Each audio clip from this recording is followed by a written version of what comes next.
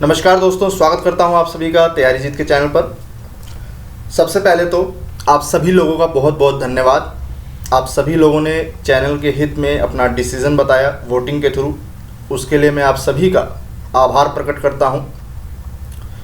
और आपके डिसीज़न के अनुसार ही एजुकेशन के वीडियोस के साथ साथ हम अन्य वीडियोस भी डालेंगे, ठीक है।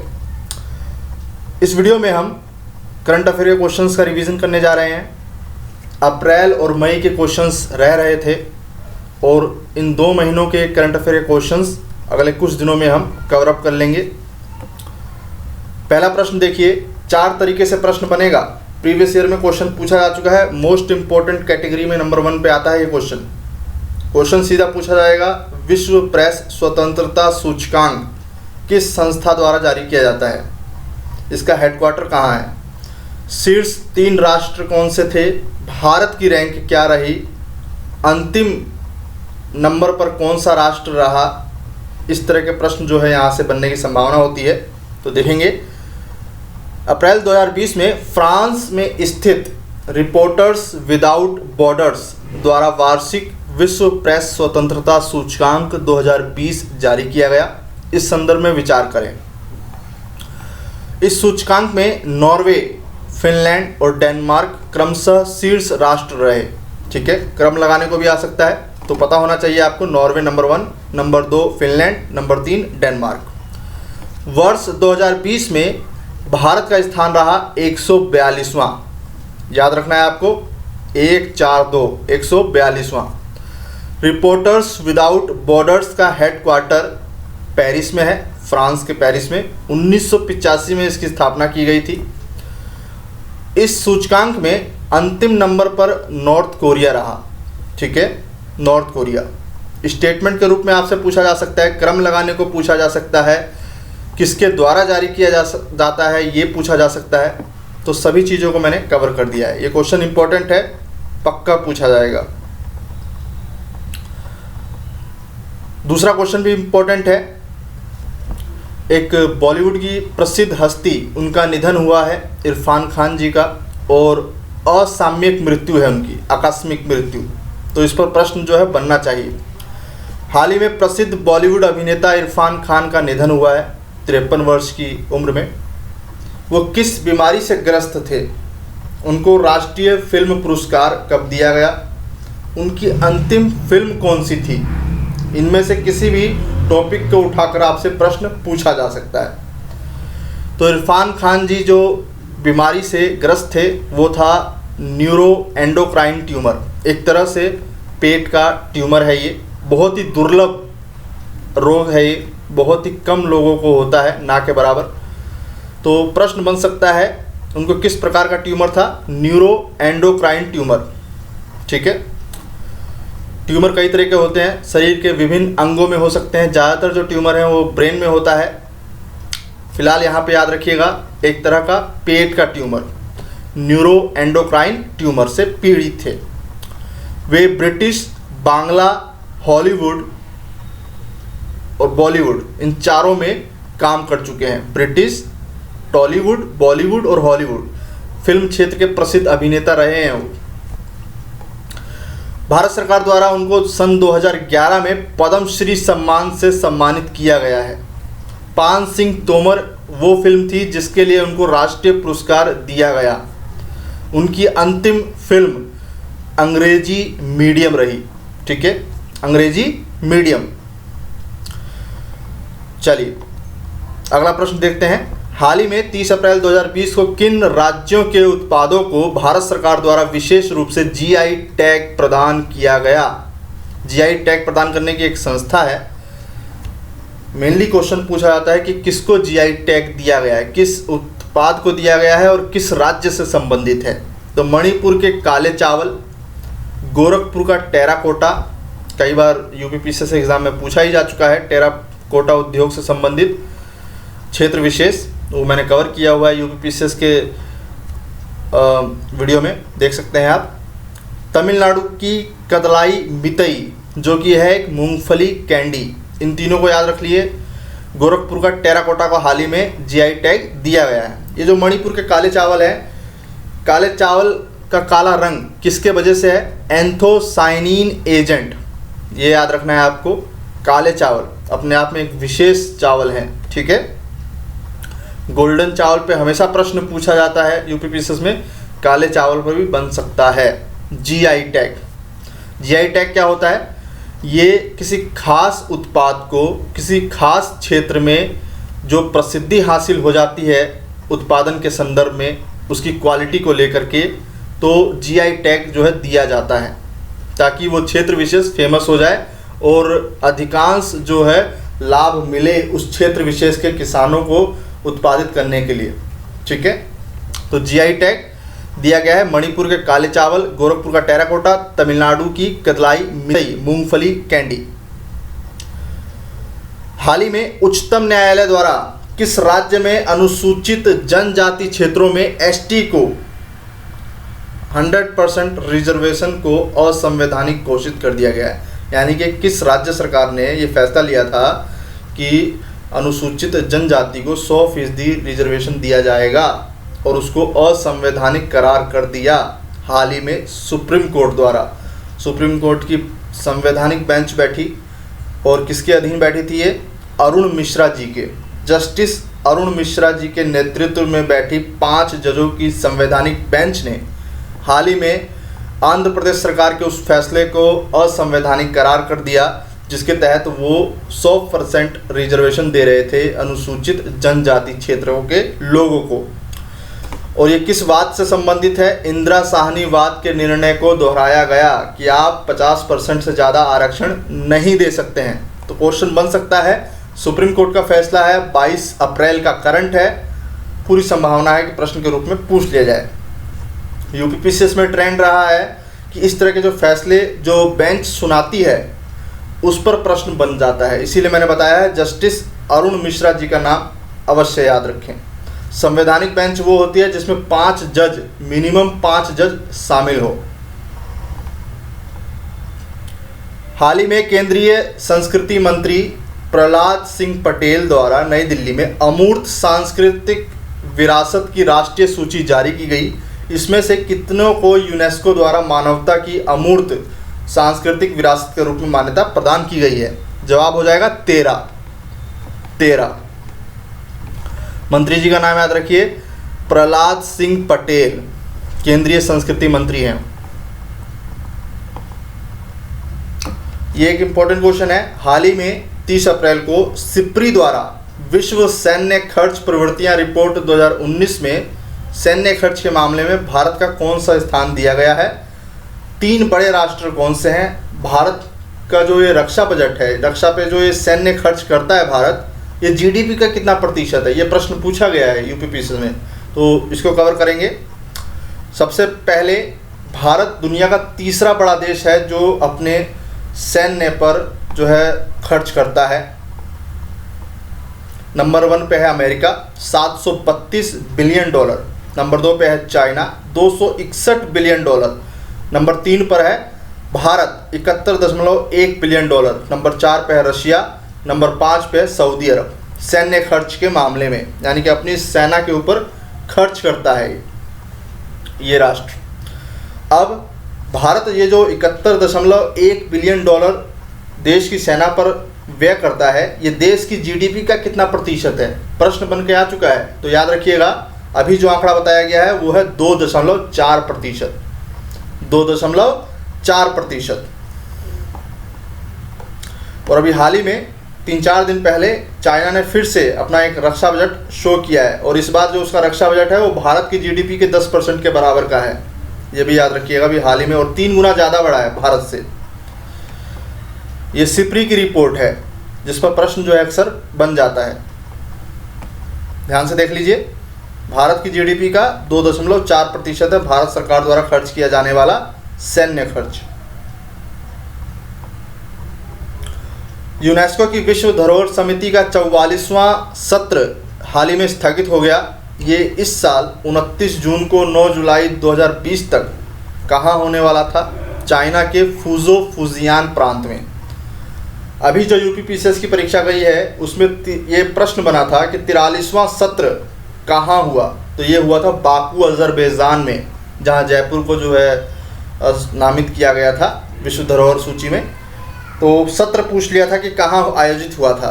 तो इस तरह के प्रश्न जो है अक्सर पूछे जाते हैं। तो याद रखना है अभी 44वां कहाँ होने वाला है, चाइना में, जो अब अगले साल होगा। फुजो फुजियान प्रांत स्थगित हो गया है कोविड-19 के चलते। किसान रथ पर विचार करें, इंपॉर्टेंट क्वेश्चन है ये। किसान रथ ये एक ऐप है जिसे केंद्र सरकार द्वारा लॉन्च किया गया है। कोविड-19 में किसानों की परिवहन समस्या समाधान हेतु इसे लॉन्च किया गया है। यह कृषि और बागवानी उत्पादन से जुड़े किसानों और व्यापारियों को प्राथमिक और द्वितीयक परिवहन के लिए परिवहन वाहनों की खोज में सुविधा प्रदान करता है।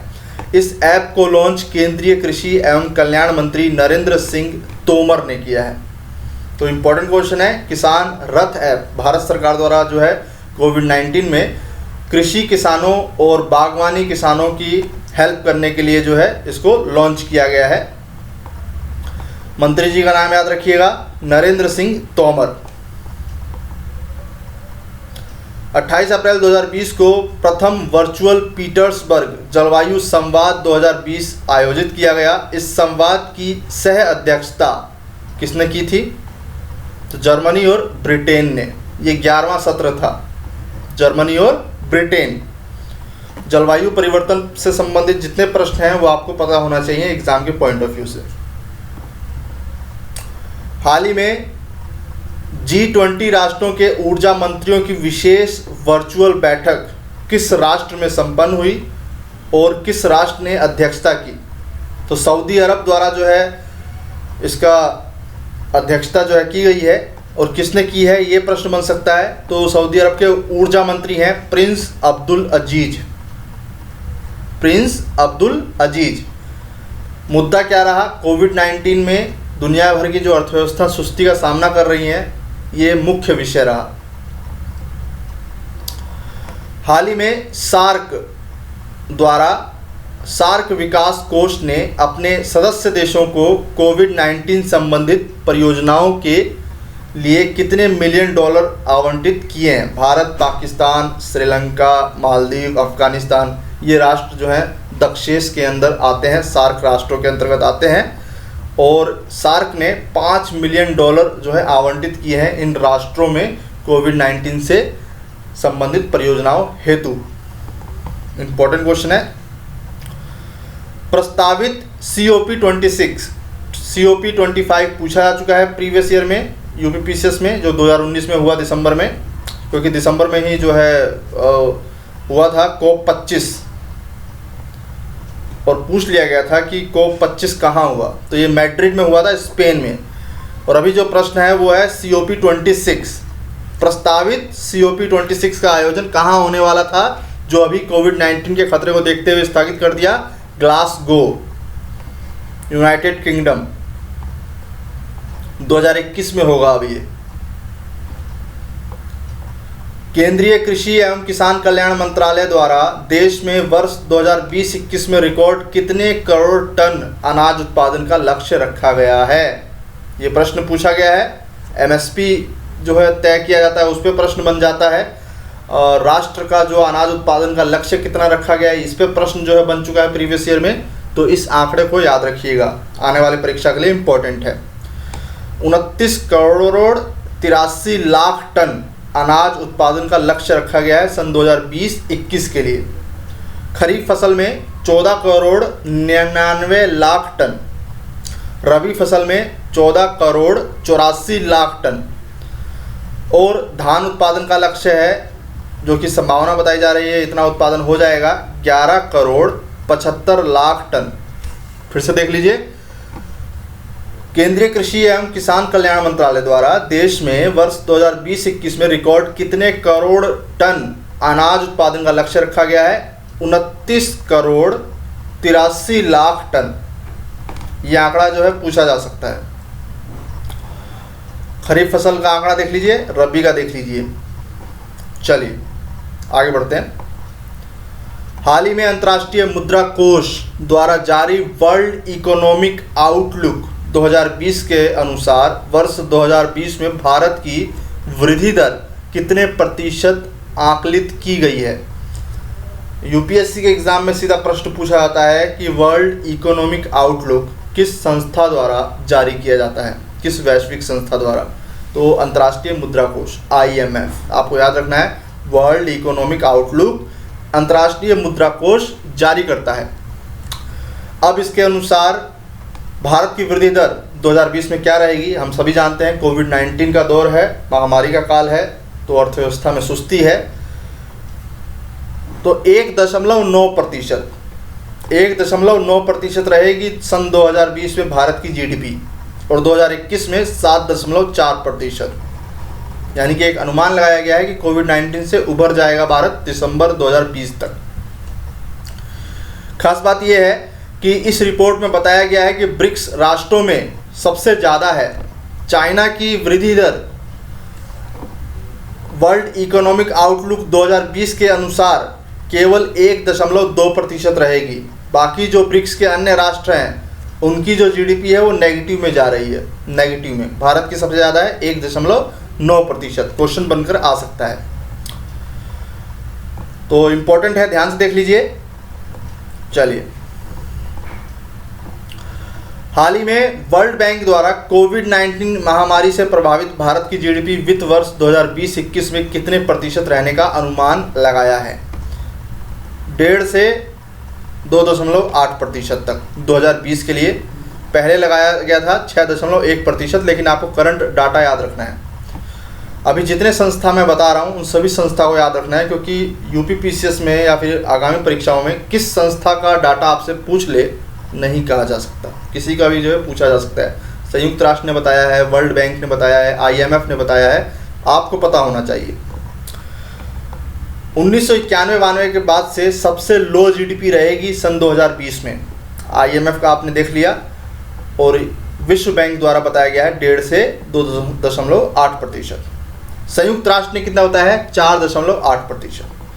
अब एक क्वेश्चन इस तरीके से मैंने तैयार किया है, कौन सही सुमेल नहीं है GDP का अनुमान वैश्विक संस्थाओं द्वारा सन 2020 के लिए भारत की GDP। IMF economic outlook 1.9%, world bank 1.5% से लेकर के 2.8% तक, संयुक्त राष्ट्र 4.8%, एशियाई विकास बैंक 4.0%। तो इस आंकड़े को ध्यान रखिएगा, एग्ज़ाम में देखना होगा कि किस वैश्विक संस्था का डाटा वो पूछता है। चलिए आगे बढ़ते हैं। 1 मई 2020 में भारतीय चिकित्सा अनुसंधान परिषद द्वारा ICMR द्वारा कोरोना वायरस के लिए पूल परीक्षण की अनुमति प्राप्त करने वाला प्रथम राज्य कौन सा रहा। तो पूरे देश में उत्तर प्रदेश वो प्रथम राज्य रहा जिसने पूल परीक्षण किया कोविड-19 का, यानी कि एक पूरे समूह का जो है निरीक्षण किया जाता है, उनका टेस्ट किया जाता है ताकि टेस्ट की संख्या को बढ़ाया जा सके। इसको पूल परीक्षण कहा जाता है, ठीक है। अगर पूरे एक समूह में से एक केस भी आ जाता है कोविड-19 का तो फिर हर एक बंदे का किया जाता है, ये होता है पूल परीक्षण। चलिए, हाल ही में अखिल भारतीय आयुर्विज्ञान संस्थान एम्स ने देश का पहला दूरस्थ हेल्थ मॉनिटरिंग सिस्टम स्थापित किया है। कहाँ पे, ऋषिकेश में। वर्ष 2022 में होने वाले 19वें एशियाई खेलों का ऑफिशियल मस्कट आधिकारिक शुभंकर किसे बनाया गया, और ये जो 19वें एशियाई खेल हैं ये कहाँ होंगे। तो कांग कोंग, लियान लियान, चैन चैन, ये तीनों रोबोट हैं जो इंटरनेट की प्रगति को शो करते हैं। और ये कहाँ होंगे 19वें एशियाई खेल, हांगझोऊ चाइना, हांगझोऊ चाइना। 18वें एशियाई खेल कहाँ हुए, कमेंट करके बताइएगा, बताया हुआ है मैंने, हांगझोऊ चाइना। 3 रोबोट हैं जो इंटरनेट की प्रगति को शो करते हैं, हांगझोऊ की। हाल ही में किस खिलाड़ी को विश्व वन्य जीव कोष WWF भारत के पर्यावरण शिक्षा कार्यक्रम का राजदूत नियुक्त किया गया है। विश्वनाथन आनंद जी को। भारत और WWF यानी कि विश्व वन्यजीव कोष के हाल ही में 50 वर्ष पूरे हुए हैं। इसकी शुरुआत 1976 में हुई थी। हाल ही में उषा गांगुली जी का निधन हुआ है। इनका जन्म उत्तर प्रदेश के कानपुर में हुआ। वो एक रंगमंच यानी कि रंगकर्मी क्षेत्र से जुड़ी हुई व्यक्ति थी, प्रसिद्ध हस्ती थी। और इनका एक फेमस नाटक था काशी का 80, जिस पर की फिल्म भी बन चुकी है।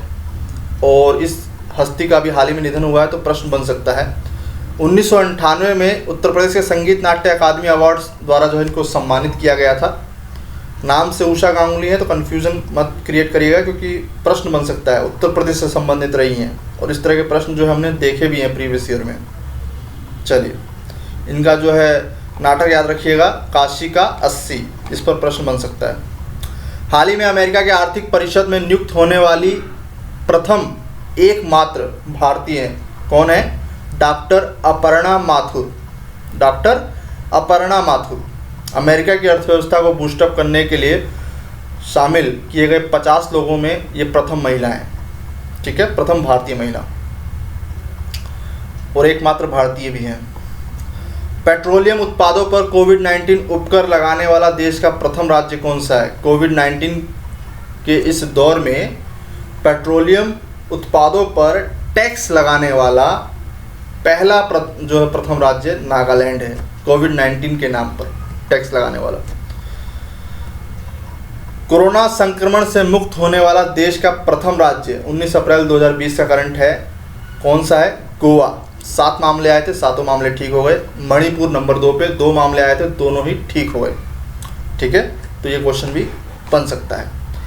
इस वीडियो को यहीं रोकते हैं, अभी ये सिर्फ शुरुआत है। कम से कम 200 से 250 प्रश्न होंगे दोनों महीनों को जोड़कर जो एग्ज़ाम में पूछे जा सकते हैं, उन सभी को हम कवर करेंगे। वीडियो पसंद आए तो वीडियो को लाइक करिएगा, अपने दोस्तों के बीच में शेयर जरूर करें और चैनल को सब्सक्राइब करें। मिलते हैं अगले वीडियो में, तब तक के लिए नमस्कार, धन्यवाद।